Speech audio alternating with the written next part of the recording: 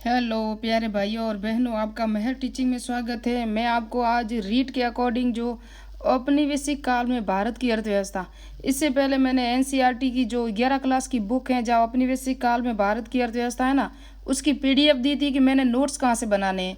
तो मैंने वहाँ से एनसीईआरटी की अर्थव्यवस्था की समझ है ना, उस पार्ट से फर्स्ट ही टॉपिक में से मैंने ये सारे नोट्स बनाए हैं। ये नोट्स है ना सिर्फ 3 पेज में बनाए हैं और ये एनसीईआरटी से एक भी बार नहीं है। मैंने न्यू एनसीईआरटी अभी चल रही है ना वर्तमान में, वहाँ से सारे नोट्स बनाए और इसके अंदर इतने फैक्ट है कि आपको कहीं बाहर जाने की ज़रूरत ही नहीं है।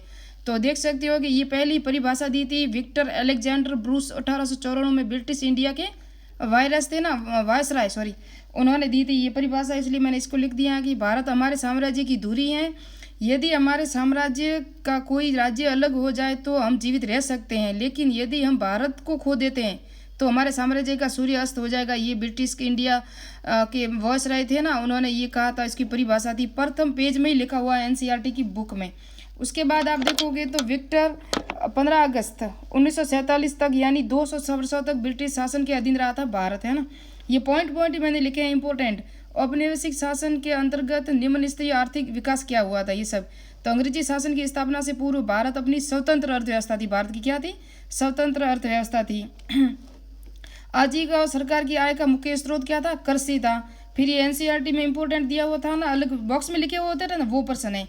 तो यहाँ में क्या थी? बंगाल में सूती उद्योग।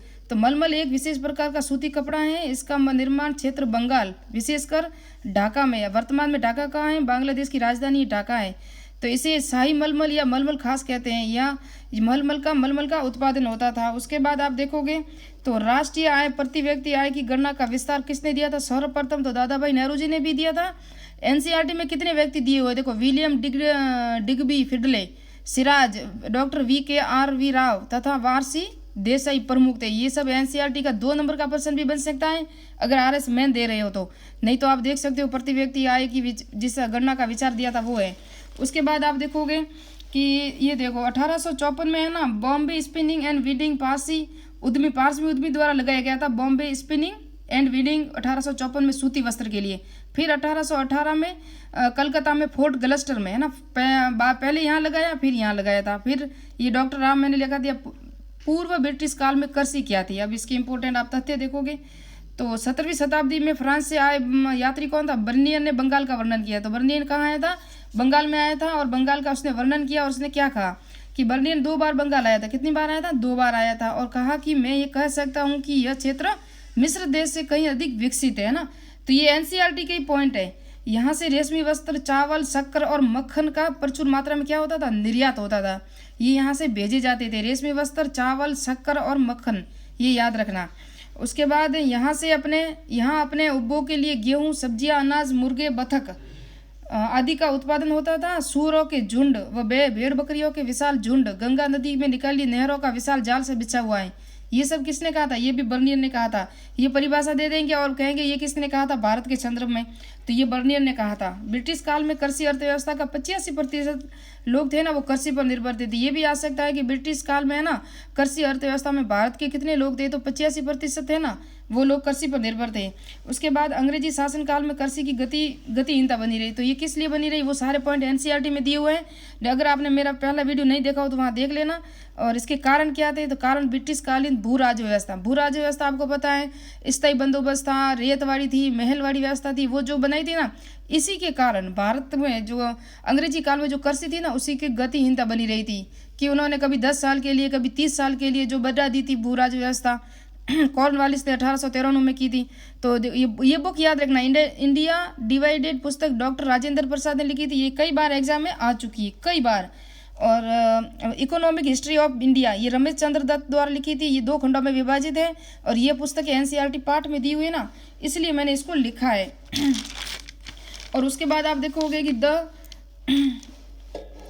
Land system of British India, यह भी 2 खंडों में विभाजित है। और BH बेडेन पॉवेल ने लिखी थी ये पुस्तक। 3 पुस्तकें दी हुई थी, तीनों मैंने लिख दी है क्योंकि ये एग्जाम की दृष्टि से वेरी इंपॉर्टेंट है, इसीलिए मैंने लिखी है।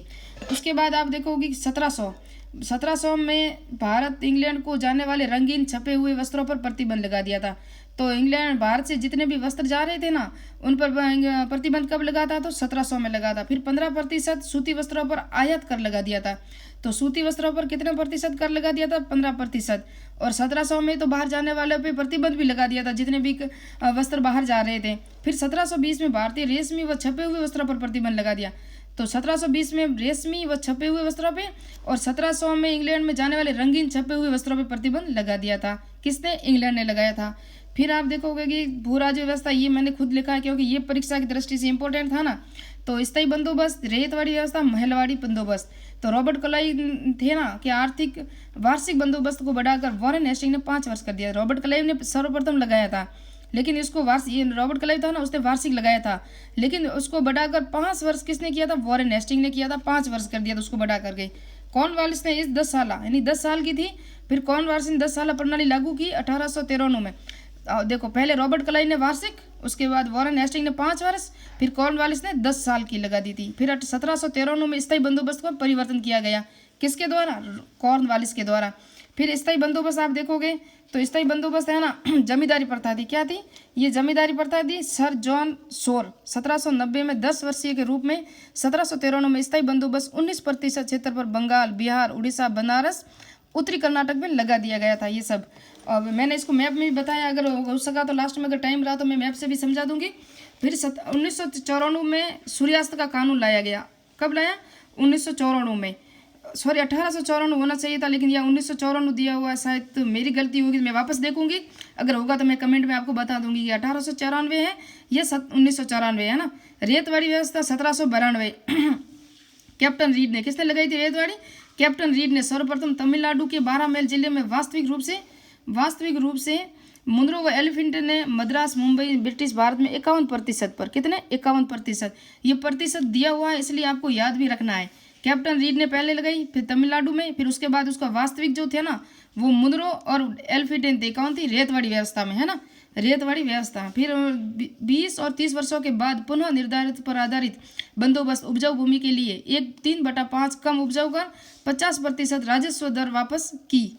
फिर परिणाम क्या निकला इसका?